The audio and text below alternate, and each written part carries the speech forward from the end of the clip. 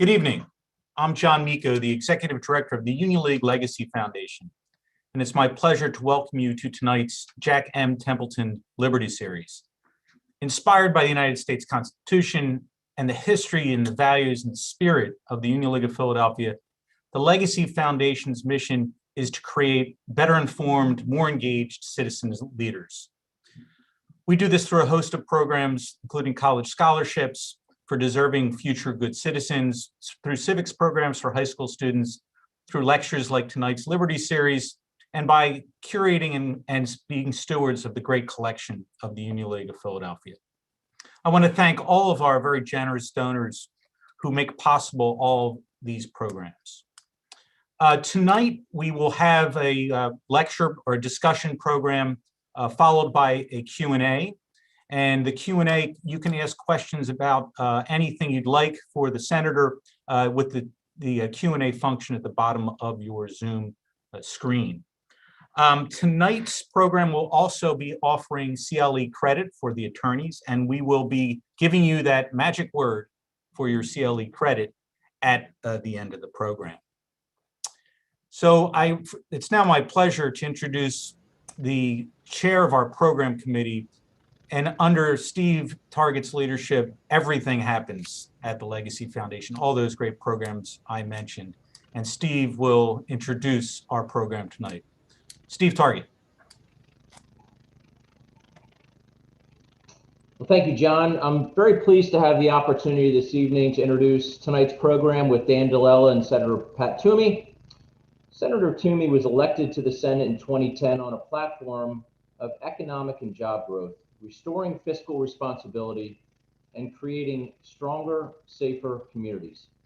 So during the past 10 years, Toomey has successfully led efforts to cut taxes for families, make the business tax code more competitive, end wasteful federal spending, and protect our children from abusers. Senator Toomey previously served in the House of Representatives for 6 years, and honoring his pledge to limit himself to 3 terms, he did not seek re-election to the House in 2004. In addition to his public service, the senator has also served as president of the Club for Growth and owned and operated a small restaurant chain in the Lehigh Valley. Well, moderating our discussion this evening will be Dan DiLella. Dan is principal of real estate investment company Equus Capital Partners and serves as the firm's president and chief executive officer. Dan is also a very generous and active civic leader who serves on the boards of Villanova University, Roman Catholic, the Barnes Foundation, Philly Pops, just to name a few. Additionally, Dan has served as the chair of the Scholarship Foundation of the Union League for 10 years and is an emeritus member of the Legacy Foundation Board, also served proudly as the 63rd president of the Union League of Philadelphia. Dan and Pat, welcome. Thank you, Steve. Thank you, Steve. Thank you, John. I assume I'm hot now, so I'm going to, it says live, great. We have a lot of hot topics to talk to the senator about, and obviously that one of the big ones to talk about is money, budgets, and so on. So what I'd like to do is just start out with the bill that was just passed, the stimulus bill, that basically when I took a peek at it, I'm going to guess, at least 50% had absolutely nothing to do with COVID. So, Senator, can you kind of just give us a little your overview? I know you voted against it. What's going on with the stimulus bill? You're on mute, Pat. Fix that. There you go. Is it okay now? You got it. We're good. Okay, great. Well, first of all, thanks, Dan. Thanks for doing this, and the Union League Legacy Foundation. Thanks for having me. So Dan, you're off by a lot. If you estimate 50% has nothing to do with COVID, I'd say it's closer to 90%. And, where to begin? First of all, just a little bit of reminder, we passed 5 bills last year that spent a total of about $4 trillion. We authorized the Federal Reserve to lend up to another $3 trillion or so. They didn't end up actually having to do so, but there's $1 trillion roughly that hasn't even gone out the door yet from legislation that was passed last year, including in December. And, my view is the economy is in a totally different place than it was back in, say, March of last year when we passed the first big one, right? We were in a free fall. We had governments, state governments especially, just shutting down entire economies. It was illegal to go to work. It was illegal to operate your business. That was a complete disaster. And I think it required a massive response. And that's what Congress did. Today, we're in a totally different place. The third quarter of last year, we had 30% GDP growth. We had growth in the fourth quarter. The economists that I follow are arguing over whether 2021 growth is going to be 6, 7, 8, or 9%. So the economy is in a very strong recovery mode. And sure, there are still people who haven't gotten their jobs back. They're concentrated in a handful of industries for the most part. And you could make a case that if there are people who are left behind from all of the bills we passed over the course of last year, then fine, let's talk about what we do for them. But that's not what this bill was. This bill is really just a wish list of Democrat priorities. I mean, just think about some of the items in this. $350 billion for state and local governments. In 2020, it turns out, now that the books are closed, in 2020, state and local governments in the aggregate brought in more revenue from taxes than they ever did before. They set an all-time record in revenue. And despite that, in addition to it, we sent them $500 billion because we thought, among other things, that they'd have a big revenue hole. They didn't. And now in this bill, there's another $350 billion. What's the point of this?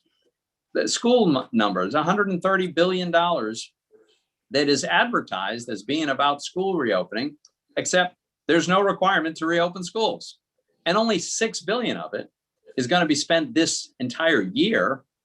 Why are we spending the vast majority of this in future years when this COVID thing should be in the rear view mirror by far? It goes on and on like that at great length, Dan. So that's the real problem with this. This was never about responding to COVID or responding to really the economic circumstances we face. Even liberal Democrat economists like Larry Summers acknowledge that it's several times too big if the goal is to fill any remaining gap in our economic output.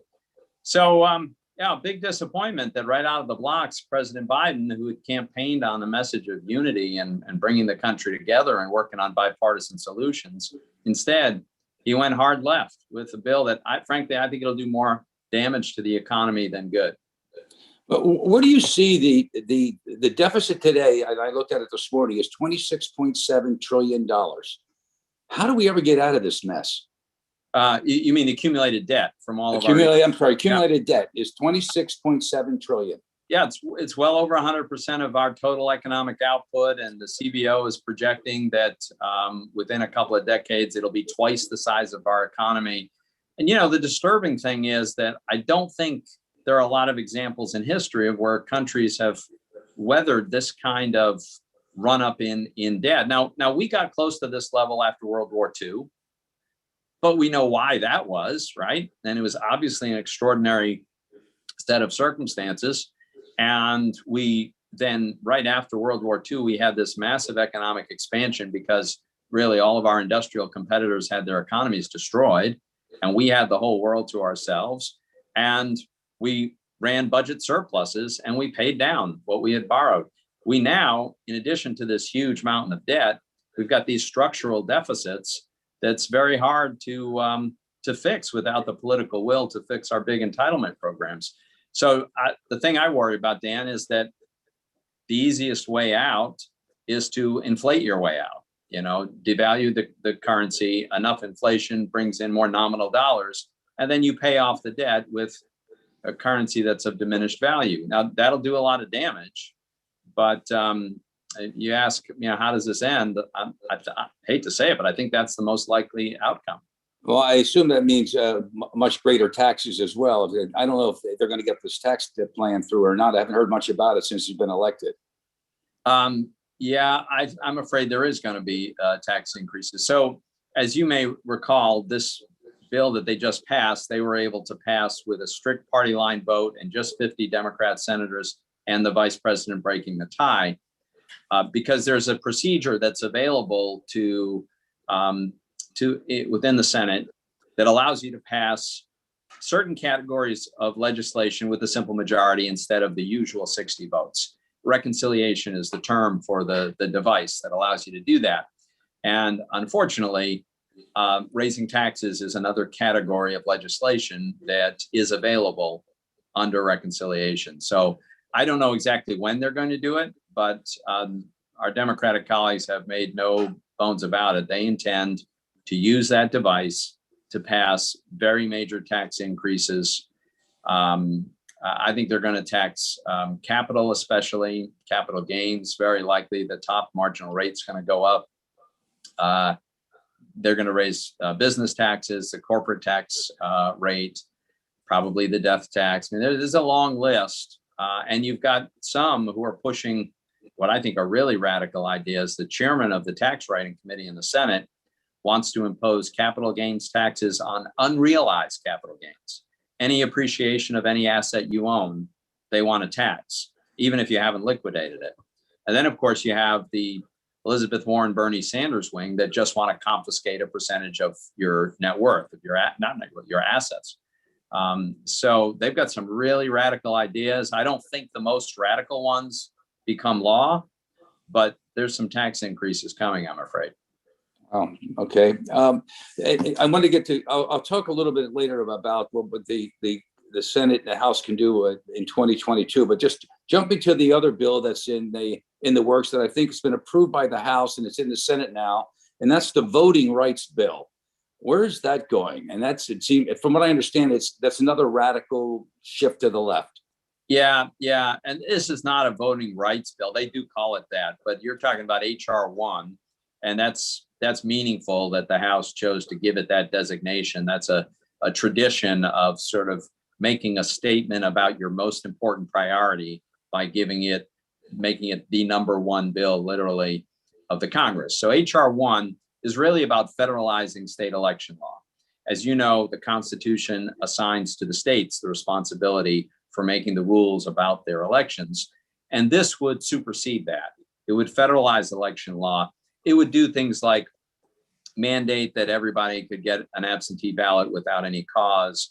It would legalize ballot. It would make it illegal for any state to ban ballot harvesting. You know, that's when you send someone to an apartment building and they just go through door by door and just fill out the ballots for them and then send them all in.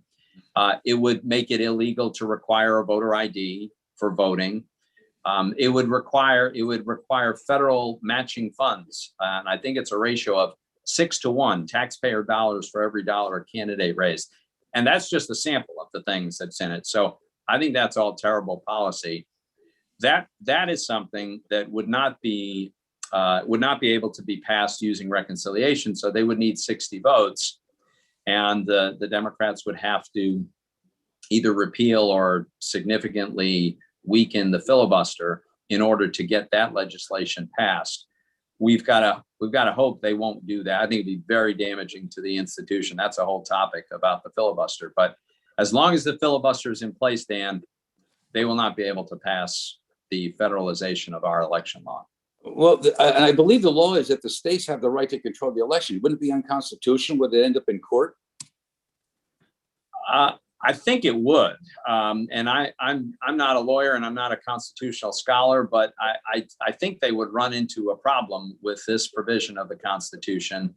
What they might do is tie it to money, right? That's the way the federal government often does it, and offer a huge amount of money to a state that agrees to abide by these criteria and deny all the money to a state that doesn't. That's one of the mechanisms by which, the federal government has historically imposed its will. Let's jump topics a little bit and let's talk a little bit about law and order, the canceled culture, and the debate within the Republican Party. What's happening in the Republican Party with respect to these issues? Well, I think among Republicans, there's a lot of agreement about the rule of law, about look, what we saw last year in the summer, these riots that were breaking out all over the country. And what was really shocking was elected leaders in cities who decided to tolerate it. They thought their job was to allow the rioters to sort of riot. I don't know any Republicans that think that's okay. So I think we've got a lot of agreement on the importance of the rule of law, on maintaining law and order, on supporting police and law enforcement efforts generally. We've got a lot of other areas where there's some tension within the party, but I don't think too much in that space. What do you think of what's going to happen in 2022 I mean, obviously, there's going to be a lot of unhappy people between taxes, cost of living, I assume inflation at some point down the road, which again gets into the economic issues. What happens in 2022? You're not that far from taking the House, and you're pretty much equal in the Senate. And I just saw that Blunt just decided he is not going to run for office any longer. I saw that this afternoon. So how many Republicans are not going to run, including yourself? And now you have other Republicans who are no longer going to run. What's the breakdown between how many Republicans are running or openings and how many Democrat openings? Yeah. So I'm not sure of the total numbers, but what I tend to focus on are the competitive states, right? So I know Richard Shelby, for instance, is a Republican senator from Alabama. He's not running for re-election, but we're not going to lose in Alabama. So I'm not concerned about Richard's seat. Roy Blunt, who, as you pointed out, made his announcement, I think earlier today, that he's not running for re-election. Missouri is now a reliably red state, so I don't think we're going to lose that seat. So you're right, it's exactly 50-50. And so where are we vulnerable to losing a Republican? Well, Pennsylvania is a tough state to hold, and so that's going to be a battle. North Carolina is an open seat Senate race because Richard Burr is retiring. That's going to be a battle. Rob Portman in Ohio is retiring, but Ohio is increasingly a red state, so I'm not really worried about Ohio. Wisconsin's a state to watch. It's a competitive state. Ron Johnson is the incumbent Republican senator. He may or may not choose to run again. So I think that's going to be competitive. So I would say the three Republican-held seats that are going to be the toughest to hold on to are those three: North Carolina, Pennsylvania, and Wisconsin. But there's good news on the other side of the aisle, from my point of view, in the form of Democrats who are going to have a tough time holding on. One of the two Georgia senators won in a special election, and he has to run again in 2022, and that's Raphael Warnock. Georgia is a state where we've got a real shot at picking them, and we came very close last time. I agree with you that 2022 should be a good year, so Georgia is a real possibility for us. Arizona. In Arizona, I believe it's Mark Kelly, actually. I think he is serving out a partial term. So I think he has to run again. Arizona is a state that could come our way in 2022. New Hampshire, Maggie Hassan is up for re-election in New Hampshire. And New Hampshire is a tough state in most cycles, but if it's a good cycle, we can win. Kelly Ayotte was a Republican who won in New Hampshire in 2010. So those are a few. I think I'm leaving one or two out, Dan. I think there's one or two others. The bottom line is we have a real shot at taking back the Senate. I'd say better than even. And in the House, their chances are even better than in the Senate because it's such a narrow lead that the Democrats have. Redistricting is going to help us. For instance, Texas is picking up several seats. I forget how many, but they're picking up several seats and they could possibly all be Republican. And then, you know, you've got Democrats who are in seats that Republicans have traditionally held. And again, if it's a good year, then we take those back. So I like our chances. I like our chances of winning back both houses. I think the House looks even better than the Senate. Is there any chance that the Congress will actually begin working together on anything? You know, it's funny. Last year, we worked together on all 5 of the big pieces of legislation to respond to the COVID crisis and the economic crisis that followed the lockdown. 5 bills, $4 trillion. They all passed with over 90 votes in the Senate.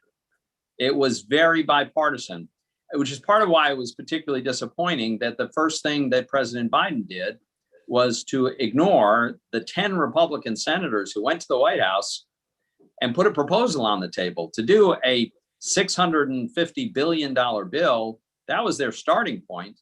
I'm pretty sure they would have negotiated to $1 trillion. I might not have supported it. I probably wouldn't have supported it. But the 10 Republicans in the room were enough with all the Democrats to pass something on a bipartisan basis. But President Biden decided not to go down that road and instead to just jam this through on a strictly party line vote. So that makes it harder. Infrastructure is something that there is bipartisan agreement that we could benefit from increasing our investment in a number of categories of infrastructure, but doing this $2 trillion spending blowout on things that were not necessary, that's going to make it harder to reach an agreement on infrastructure. There are some other areas where we haven't really polarized yet. So I'm the ranking Republican on the banking committee, and so I tend to focus a lot on issues in our space. And there's a lot of fascinating change that's happening with technology and fintech and digital currencies and that sort of thing. Most of that is not really polarized yet. So if we need to set up some guardrails and make sure that we can continue to innovate in a constructive way, I think that's still possible. So maybe in these smaller areas, we'll be able to find common ground. I hope so. You did serve your terms in the House and left on time. You actually said you were going to serve 2 terms in the Senate, and you are going to serve only 2 terms in the Senate. Is it ever possible to have term limits? I really hope so. I think we'd be far better served with people who just come out of the real world with some real world experience, whether it's in business or medicine or education, whatever it is, and then serve for a limited period of time, contribute from your firsthand knowledge about whatever you've got knowledge in, and then go back and live under the laws that you helped to pass. I think that's the optimal model for our legislative bodies. There's enormous support among the public for term limits. And you may remember there was a big movement. States were individually imposing term limits on their representatives in Congress until a Supreme Court decision back, I want to say 1994, but don't quote me on that. I think it was the early to mid 90s, when the court decided that it was unconstitutional for some states to have term limits and not others. I don't agree with that decision, but that's what really brought the whole term limits movement to a grinding halt. There's still a lot of interest. And, maybe there's a path with state legislatures, putting pressure on Congress to pass an amendment to the Constitution. If we had an amendment to the Constitution that would just permit the states to impose term limits on their members of Congress, that would be very, very widely supported. And most state legislatures would, in fact, avail themselves of that opportunity. So I know it's going to be a while, Dan. There's not an easy path, but when the public is strongly behind something, usually over time, there's a way to get it done. I have a couple different topics, so let me kind of jump into before we take questions. Big tech, they seem to control the message. And even on both sides of the aisle, they're getting concerned and have been upset with some of the big tech companies over the last year. Is there any chance that they'll do any kind of antitrust law, anything of breaking this up or controlling them? There is a chance that something gets done here. We started off with these social media companies with legislation that I actually think was very constructive at the time. It's Section 230, I think it is, of the Federal Communications Act. I think this is not my area of expertise, but the gist of the legislation was to treat the Facebooks of the world and Twitter and others as just a conduit, and not as a publisher responsible for the content, but just a vehicle through which people could express themselves. And therefore, these social media companies didn't have any legal liability for what was said through their platforms. Well, that made a lot of sense when they weren't editing the content on their platforms, but now they are. They're banning certain people, including certain very prominent people, from using their platforms. They sometimes attach a commentary about the truthfulness of the message. And so I think this activity that they're engaged in calls into question whether they still are just the neutral bulletin board that people are tacking a message to. I'm thinking that maybe we ought to be rethinking this statutory protection they have from liability. And others think that we ought to break them up because they're so large and powerful and dominant. I will tell you, I'm a little bit reluctant, and I think we ought to tread very cautiously. These have been remarkably successful companies. They're fascinating and amazing examples of successful entrepreneurship. We lead the world in this space, and I think we want to be careful that we don't do more harm than good. But there does seem to be something not quite right when the CEO of Twitter can decide that a former president can't post messages, but the Ayatollah can. That just doesn't seem exactly right to me. So I think Congress probably does need to address this. Let's jump to a totally different topic. Now that we have a different viewpoint of foreign policy under Biden, the Biden administration, where's the biggest threat with our foreign policy? Nice and broad. You got the whole world to talk about. Yeah. I would say in the sort of immediate term, in the very near future, I worry a lot about Iran. I think that the administration is sending all the signals that they want back into the JCPOA, which was a very bad agreement. The Iranians have been, I think, provoking the Biden administration to see just how tough they're going to be, what they can get away with. And I think that the previous administration, I think the Obama administration, I should say, clearly had a strategy of ceding hegemony in the Middle East to the Iranians. I think that's a very bad idea. I think Biden would like to go back to that approach. And so in the short to medium term, I think that dynamic is pretty dangerous. Longer term, by far, the big geopolitical challenge for the United States is China. Right? It's the rise of a new great power, and a power that historically has not been able to project force, but is going to be able to project force, is clearly committed to that capability. We don't know yet, or at least I don't feel like I know yet exactly what they intend to do with that power.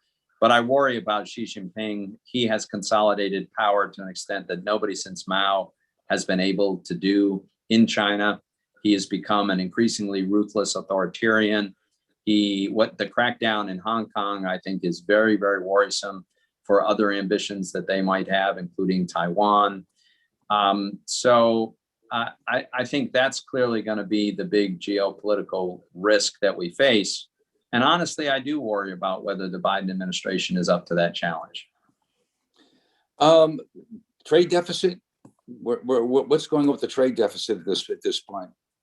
Well, ironically, it was under President Trump that the trade deficit reached new record highs, and he was very, very obsessed about trade deficits. I think mistakenly so.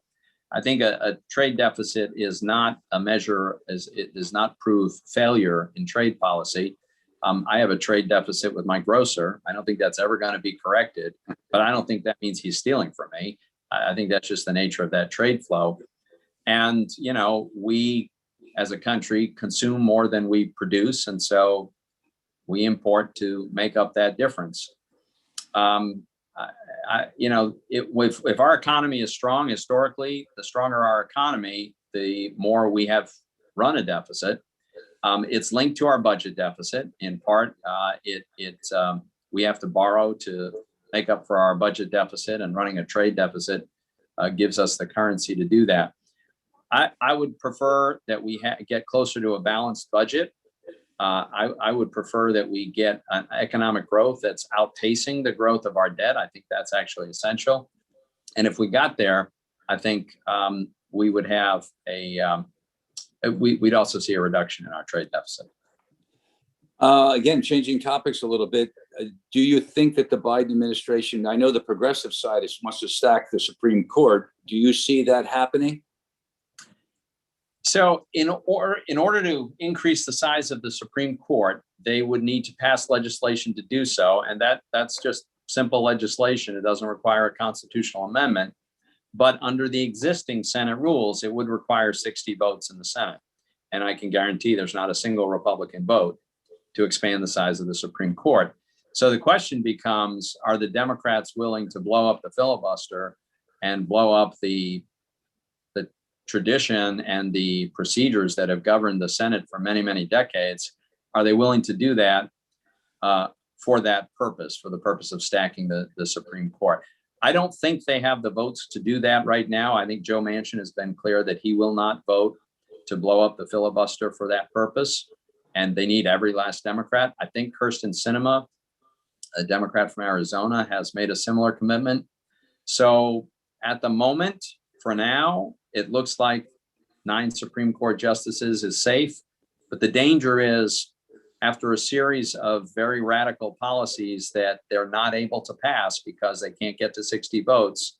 When we have that history, will they still insist? Will those 2 senators still resist defeating the filibuster? That's what we're going to have to wait and see. We have the old guard in the Senate, who many now seem that are retiring, and we have the new ones coming along, like Cotton and some of the others. Who's going to be the new leaders in the Senate, and who do you see basically beginning to push the policy or push the Republican Party in the direction that they'd like to go? It's interesting. I think right now I don't think there's a clear person or two. There are several of my colleagues that want to run for president. And of course, if they become the nominee, then that gives them a platform that is kind of unique in our system. It also varies depending on the subject matter, Dan. I mean, you mentioned Tom Cotton, for instance. Tom Cotton, a terrific guy, a good friend of mine, very, very bright, very capable. He tends to focus on defense matters, foreign policy, national security, and some legal and judiciary type issues. And he's definitely a leader in that space. Frankly, we're having a battle among Republicans about some economic policy. We have some economic populists, I would describe them, Josh Hawley and Marco Rubio, who have become recently big advocates for using the government to subsidize activities in ways that historically Republicans would oppose, and I would oppose. So there's a tension in some of that economic area, and I think it's unresolved how that's going to turn out. Again, a strong presidential nominee in 2024 will inevitably sort of impose some organization to this. But for now, we're gonna hear a lot of different voices, including governors' voices, about these different policy matters. Do you have a favorite who you'd like to see as president? Not yet. I'm not sure what the field is going to look like. I've got some colleagues that I think would be terrific presidents. I've got some that maybe not so much. I think we're going to have a big field. I think President Trump is probably going to play a significant role one way or another, probably not as a candidate would be my guess, but I don't know that either. So I think it's too complicated right now, Dan, and too many possibilities. But we're going to have a question and answer period coming up, but I have one wild question for you. All right. How do you feel about the governor of California, the governor of New York? Finally, their own party is against them. Yeah, I'll tell you, the governor of New York is in a world of hurt politically. A lot of Democrats have insisted that there has to be zero tolerance for sexual harassment, and they were all big proponents of the Me Too movement. Well, now we'll see if they're going to be consistent. Of course, meanwhile, he's got this scandal about misreporting of nursing home deaths during the COVID crisis. So I don't know. I think Cuomo's in a really bad spot. And Newsom with his recall, you think that'll happen? Yeah, I don't follow that closely enough, Dan, to have a well-informed judgment about that. I'm just not sure how that plays out. All right, I'm waiting for the. I got the wave for the questions. So I'm just waiting for them to pop up. Kira.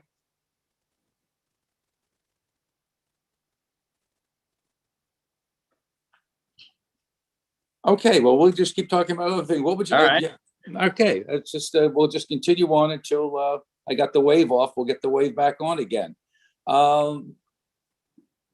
Earmarks. We didn't talk about earmarks. I understand they're back again and back in a big way. Yeah, so I hate earmarks. And the reason I hate them is there's two aspects to it, right? So these are the the pork provisions that are selected by a single member of Congress, and it's for his or her state or district.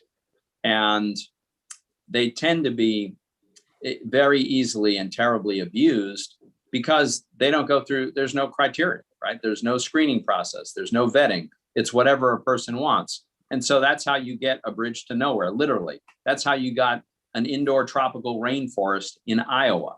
I mean, you can't imagine how ridiculous some of these things are. And it's precisely because there's no check and balance. It's like whatever a member of Congress wants. So the first problem with earmarks is the abuse themselves. But there's another pernicious element to it.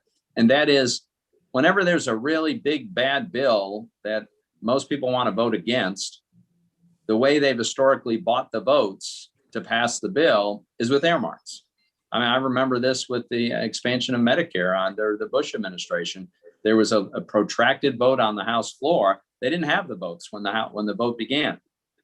And the leadership went around to the people who were leaning no and basically said, okay, what's it going to cost? And they just bought the votes they needed with earmarks of all kinds. So I think it's terrible. Republicans banned earmarks, I think, since 2010. And now the Democrats are back in complete control. They want to bring them back. And frankly, we're not going to be able to stop them. So I think, yeah, we saw some of them in this $1.9 billion stimulus bill. We were able to get some of them struck out for parliamentary reasons, but there was an earmark for a subway system near San Francisco and earmarks for a bridge in New York, all the kind of things that we got used to seeing, and I'm afraid they're coming back.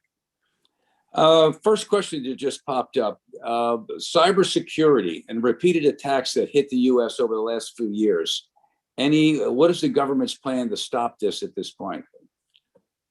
Yeah, so again, this is not my field of expertise, but we've had a number of briefings on this, and I have had a lot of conversations. You know, a lot come up with financial institutions. In my role in the banking committee, I interact with the financial regulators and, of course, people from the private sector, and they're getting hit every day, like thousands, tens of thousands, hundreds of thousands of attempts to hack into their systems. My own view is that the only way we are going to win this over time is by making the attackers pay a price they don't want to pay. Most of the worst of them are state sponsored. And when we have a high level of confidence that the hacking, the attack is being supported in one way or another by a state sponsor, I think there has to be a retaliatory measures. And we've got very talented people who know how to do this offensively. And we've got to make it clear to the Russian government, the Chinese, the North Koreans, the places that these attacks frequently come from. We've got to make them pay a price that gets so high that they decide it's just not worth it. I think ultimately deterrence is going to be the way we defeat this. Dan, this is John. If I can just interrupt for a second. Excuse me. There are some curated questions in your chat function. I found them, John. Great. I have them.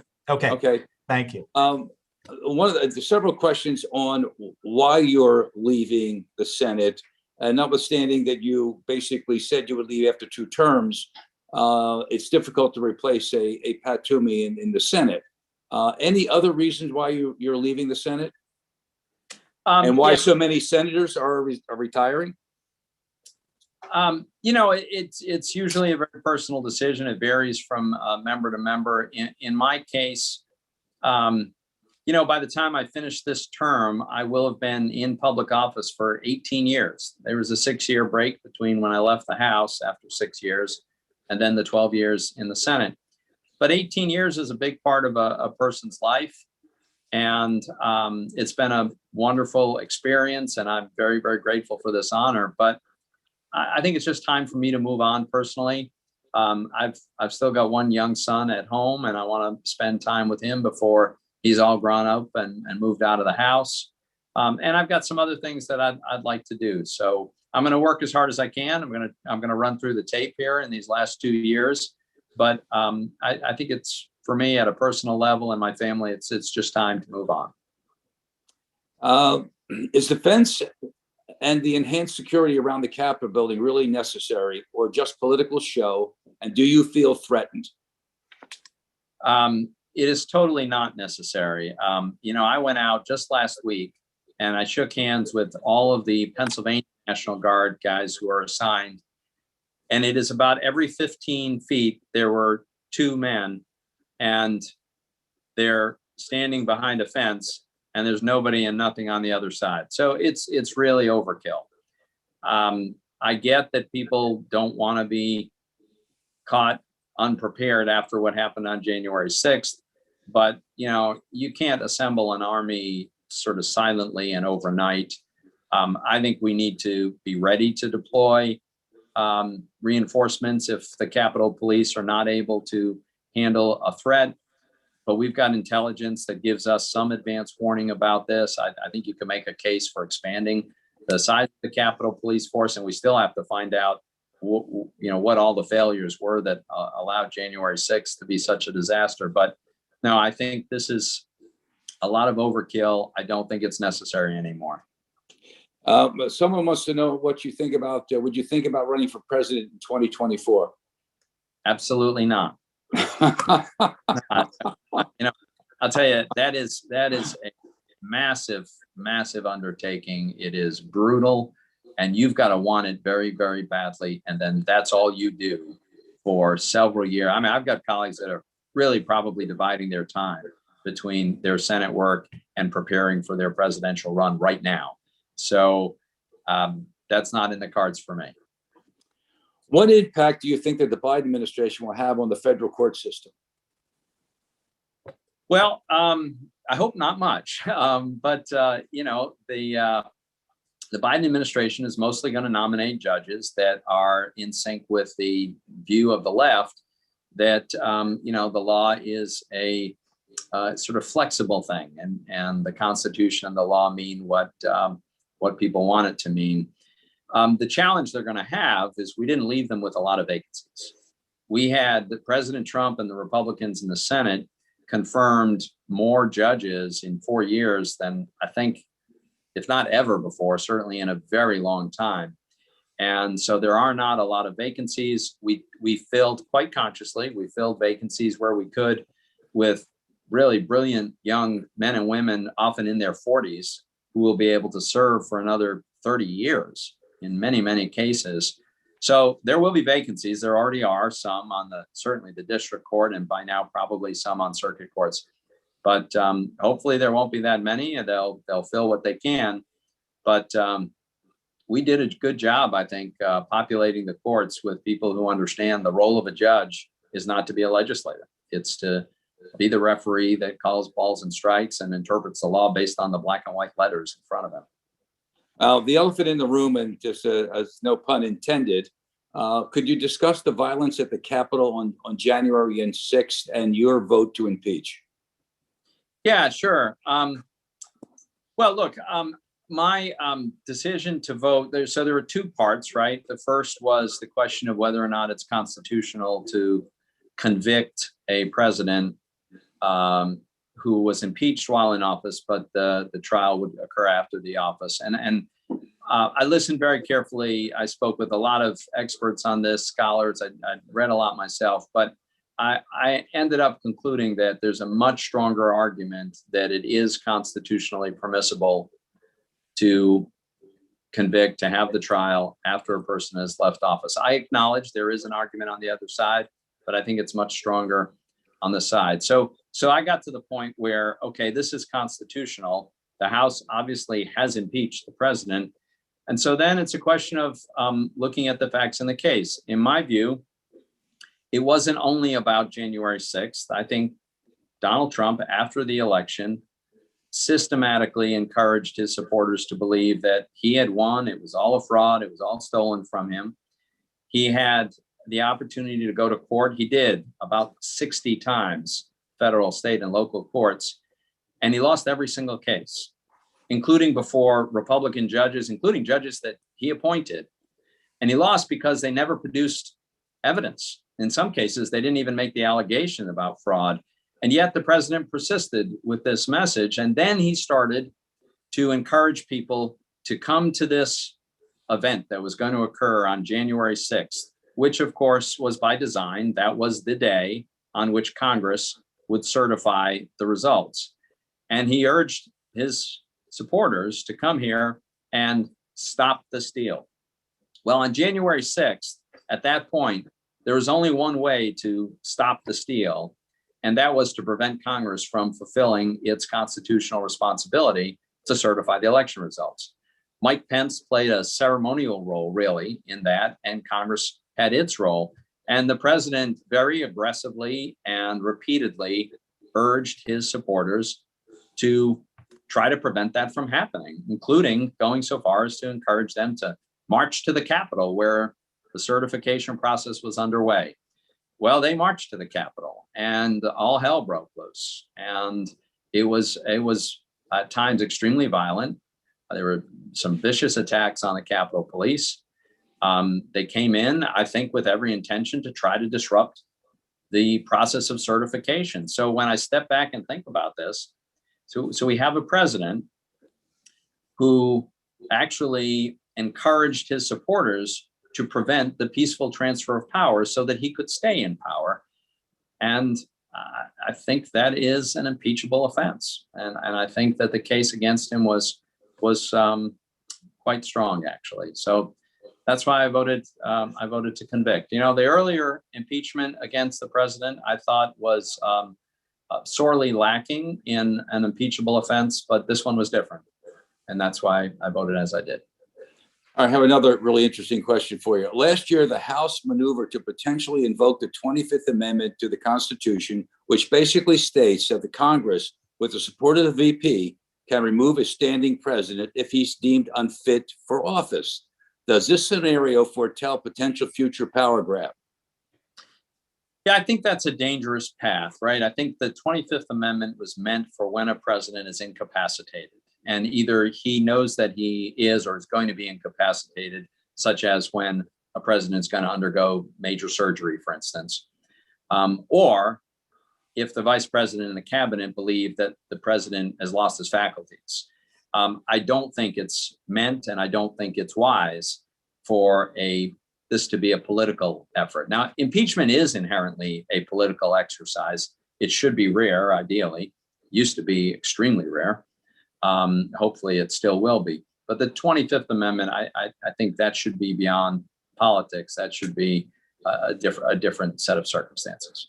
At one point, this is me asking a question now. I'm reading all the questions. At one point, you were even thinking about running for governor a few years ago. Where's Pennsylvania's economy at this point in your eyes? That you are the senior spokesman for the state of Pennsylvania in government. Well, I think Pennsylvania is underperforming where we could be, right? Our unemployment rate is above the national average, for instance. And when I think about contributing factors to that, I think the lockdown that we went through is a major contributing factor. I think the lockdown went way too far, lasted way too long. I get that back in April of last year, we didn't really know what we were dealing with this COVID. It was brand new. We didn't understand. And so whatever judgments people made then, I'm not attacking them for. But it wasn't terribly long before it became clear that there was an awful lot of work and a lot of business that could be conducted safely. I mean, Pennsylvania was one of only 3 states in the entire union that banned outdoor construction. You didn't have to be a rocket scientist or the head of the CDC to know that it's not that hard to maintain social distancing on an outdoor construction site. But that's an example of where it's kind of a self-inflicted harm. And I think part of the effects are continuing to this day. Why was the bombing of Syria given so little attention? And what was your position on that?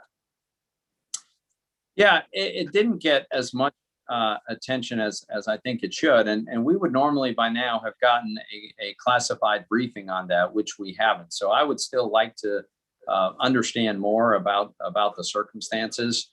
I am in the camp that thinks that a president has a significant amount of latitude to defend American troops, Americans, American interests, including using military assets.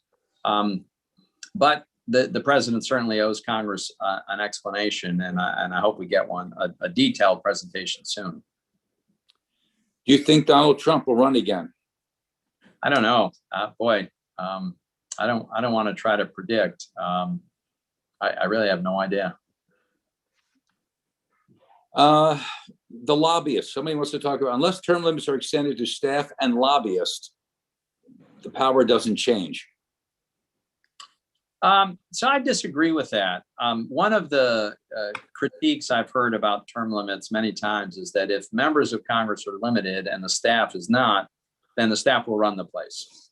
The reason I'm not convinced that that's necessarily true is because some of the most effective individual members of Congress that I've ever met were term limited. They were people that never intended to be there for a long time. They didn't stay for a long time, but they were very engaged. They were smart. They worked hard. And yeah, their staff played a really important role in keeping them informed and giving them advice, but they were the member and they were in charge. So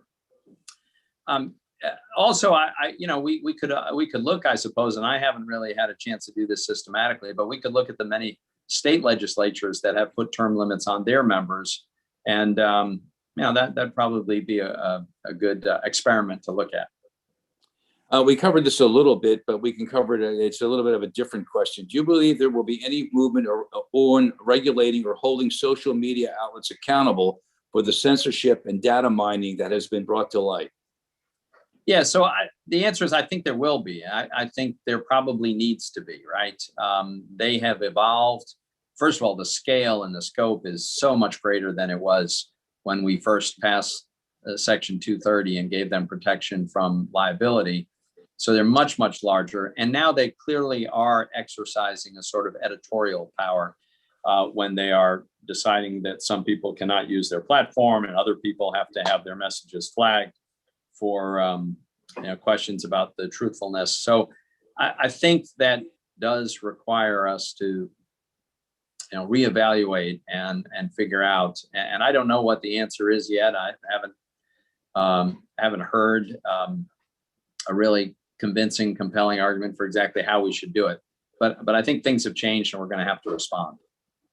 I think that answers all the questions, and we covered almost all the topics that I had on my list. Would you like to have any closing remark or any comment or closing thought? No, thanks for having me. For the Republican Party is going through an interesting and challenging time. That tends to happen when you lose the White House. It happens more so when you have an unusual figure. Donald Trump was an extremely unusual figure. He was able to bring people to the party or maybe accelerate the trend that was already underway of especially white working class males, but not only that demographic coming to the Republican Party, but at the same time, he drove away highly educated and suburban women, especially, but men as well. And so, the challenge for the party is to continue to appeal to the people who've recently come and bring back the people that we've recently lost, or at least President Trump lost. Look, I think a message rooted in freedom and opportunity is still going to be successful. It's still going to resonate. It still works. I mean, you look at how incredibly successful the economy was just a little over a year ago. Record low unemployment, strong growth, rising wages, accelerating most rapidly for low-income workers. I mean, it was a Goldilocks economy. And I would argue it came about in response to orthodox conservative policies like pro-growth tax reform and rolling back regulations. So I think we got a lot to work with. I'm optimistic about the future of the party. And I think the core value of personal freedom is the value to rally around and to continue to grow the party around. But thanks very much for having me tonight, Dan. It was great to see you and chat with you, and I appreciate the chance to be with your colleagues. All right, thank you, Senator. It was a great evening. Thank you. Dan, Thanks. Senator Toomey, thank you so much for all you do for the state of Pennsylvania and the Union League, and we hope, Senator, to see you at the League soon. I look forward to being there. Thanks for having me. Thank you. Thank you, Dan. Thank you. So that is our Liberty series for March, and we have a whole bunch of really great programs. They're all posted. This program will be posted on YouTube. All of our programs are on our YouTube channel, so please check that out. There's great programs that we've been posting. There's probably almost 80 programs now on that site. Our next program is Wednesday, March 24th, a virtual Civil War Roundtable with Michael Gerhardt, Lincoln's Mentors, the Education of a Leader. And then on March 30th, we have a library hour on the Holy Shroud with Gary Viken. And then on Thursday, April 15th, another Templeton Liberty series, Racism, Politics, and Economics in America with Jason Riley. So we hope to you'll tune in for those great programs. And our CLE word for our lawyers watching is values. The CLE word is values. Thank you, everyone. Good night.